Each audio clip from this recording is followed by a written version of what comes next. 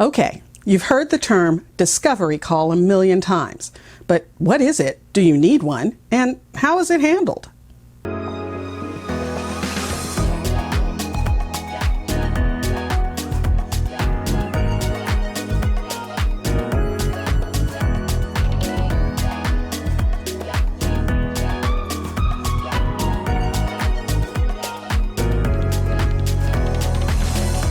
Hi entrepreneurs, I'm Vicky Brown, and you're in the right place if you want to engage your team, boost your business, and grow your leadership muscle. Now, a discovery call can be one of the most valuable tools in your business, and they work for all types of businesses: coaching, education, service, consulting. That's because the purpose, at base, of a discovery call is to find out if you and your services are a good fit to solve the client's problem. But, and this is often overlooked, it's equally important that the client is a good fit for you. A discovery call is an exploration, hence the name. Who are they? What are they concerned about? How can you help? So, during this episode, we're going to go step by step through what you should ask during a discovery call to get the valuable information you need to make the right choice. Now start out by thanking them for their time, because there's nothing wrong with being polite, and ask how they found out about you. Don't forget this point, because it's helpful in pointing you in the direction of which of your marketing efforts are working and how well they might be doing. So always ask. And besides, if they're a referral, that's good information for you to have too. Now, it's important that you set the tone of the call. Take charge, gently. Outline the goals of the meeting and give an overview of the agenda.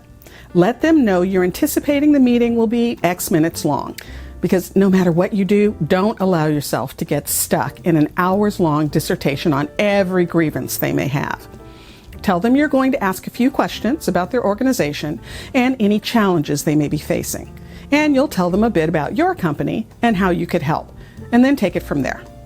Start with the vitals. What are the details of their company? How many employees? How long have they been around? Where are they located? How many locations do they have? What solutions have they used before? What did they like or not like about those solutions?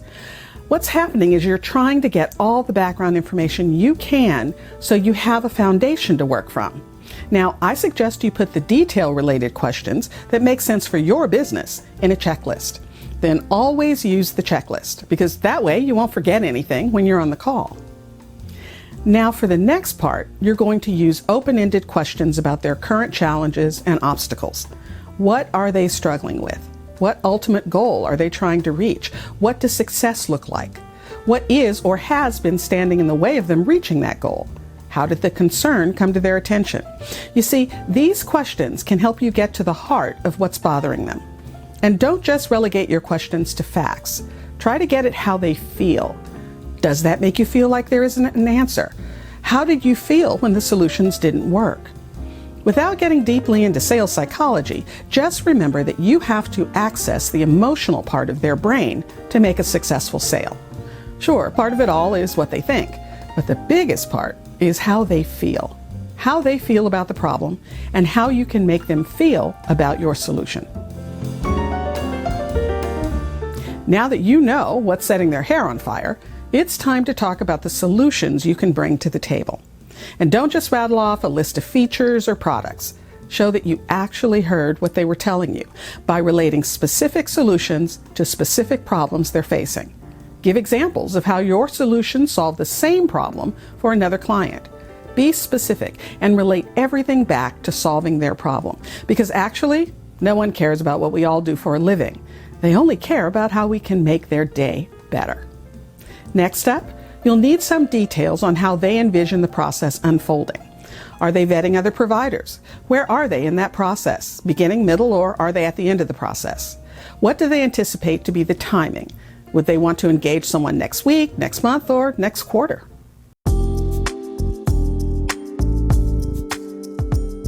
And finally, what is their budget? Now, I know this one is a hot topic, but you have to at least ask, and you can absolutely believe that they're going to ask about pricing. Now, there are different schools of thought around pricing. Some gurus say never mention price during the discovery call. Others say never send a proposal with prices, only deliver them when you can be present to walk the client through the items. For me, I say do what you feel is right for you and your business. Now for Idomeneo, I generally like to send a proposal with the fees outlined following the discovery call. I'm not keen on giving a price on the phone because I want to review all the details of the discovery call before we put the fees together.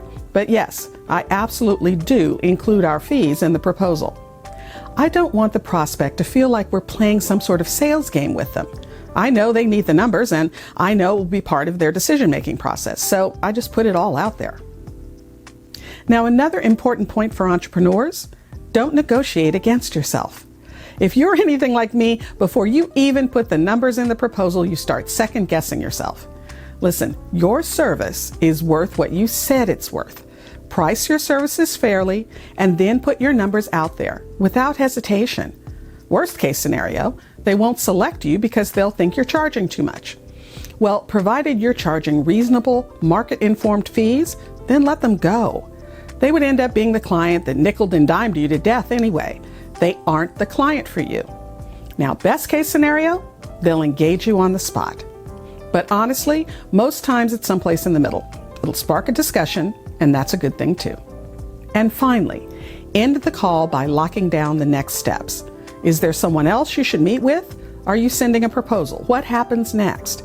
If you use this framework, you're sure to have a productive discovery call every time. If you found this information helpful, please subscribe and share. And if you're struggling with how to get your business off the ground and what comes next, well, check out the Leader's Journey Business Builder. I designed this completely free video series to help you with figuring out who your customer is and where to find her, how to sell without selling, how to package and deliver your service, and much, much more. Check it out by using the link leadersjourneyexperience.com. And remember, your inspired leadership is the secret sauce to having a high-performance team and a wildly successful business you'll love.